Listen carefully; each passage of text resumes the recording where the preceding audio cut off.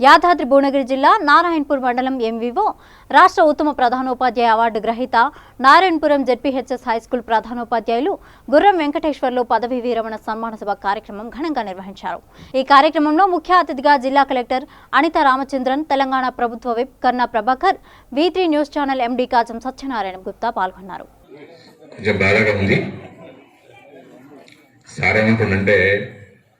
మనుషులు కాదు, నాకు ఈ చెట్లు కూడా మాట్లాడుతున్నాయి, నాతో ఇక్కడ ఉన్న చెట్లు రాళ్ళు కూడా మాట్లాడుతున్నాయి, నువ్వు రేపు నుంచి రావు కదా అని. ఈ గోడలు కూడా చెప్తాను, నువ్వు రేపు నుంచి రావు కదా అని. కాబట్టి ఈ అనుబంధాన్ని, పిల్లలతో సాంగత్యాన్ని రేపు నుంచి అవకాశం ఉండదు. మనుషులు చాలామంది రకరకాలు ఉంటారు.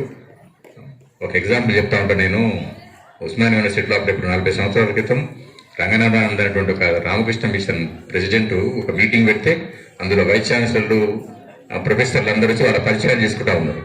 పరిచయాలు చేసుకుంటుంటే లాస్ట్కి ఏమంటాడంటే, ఆయన ఇందులో 2 మనుషులు ఉన్నారని అడిగిండు. ఆయన, మీరు గొప్ప వైస్ ఛాన్సలర్లు, ప్రొఫెసర్లు అంటారు కదా, మనుషులు ఉన్నవారు ఉన్నారా అని అడిగిండు. కాబట్టి చాలా మనుషులు లేరండి, ఇప్పుడు మనుషులు లేరు. కాబట్టి ఈ పిల్లలు మనుషులు అందువల్ల పిల్లలు మనం దూరం అవుతామని చెప్పేసి కొంచెం బాధ అనిపిస్తుంది.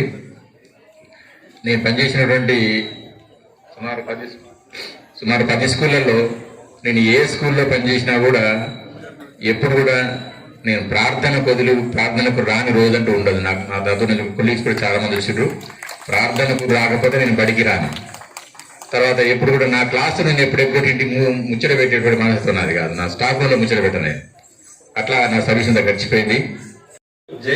దానికి సంబంధించినటువంటి అధికారులు ఎవరైతే వాళ్ళు వచ్చి వాళ్ళు అడుగుతారు, సార్ మీరు ఎట్లా మరణ శిక్ష అమలు అవుతుంది, మీ కోరిక ఏంటి అంటే, ఏం లేదు, ఆ బయట ఉన్నటువంటి ఫిడల్ వాయించే మనిషిని తీసుకొని రండి అని చెప్పేసి చెప్తారు.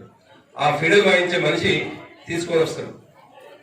ఆయన వచ్చినప్పుడు ఈయన సోక్రటీస్ ఆయనతో నేర్చుకుంటాడు. ఆ ఫిడల్ వాయించడం అనేటువంటిది కూడా నేర్చుకుంటాడు.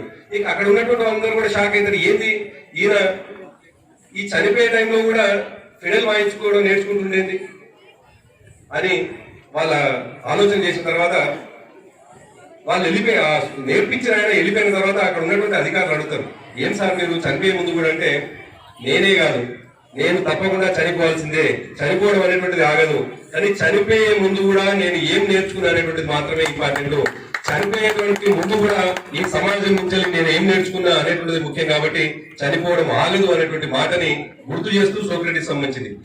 సోక్రటీస్ చనిపోయే ముందు కూడా నేర్చుకున్నటువంటి అనేక అంశాలు. అందుకేమంటున్నంటే, ఈ భూమి మీద ఉన్నటువంటి మనం తప్పకుండా నిత్యం ఏదో నేర్చుకోవాల్సినటువంటి అవసరమే ఉంటుంది.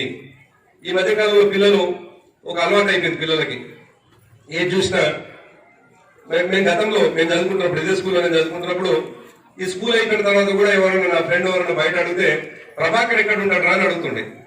ప్రభాకర్ ఎక్కడ ఉంటే గ్రౌండ్ లో దొరుకుతాడు పోదని చెప్తుండే. అంటే మేము గ్రౌండ్కి వస్తుంటే, నా అడ్రస్ ఎక్కడ, నా కేర్ ఆఫ్ ఎక్కడ అంటే, ఆఫ్టర్ ఇది కూడా నా కేర్ ఆఫ్ అడ్రస్ ఎక్కడంటే గ్రౌండ్ ఉంటుండే. కానీ ఇప్పటి పిల్లల కేర్ ఆఫ్ అడ్రస్ ఎక్కడ పడుతుంది మీకు?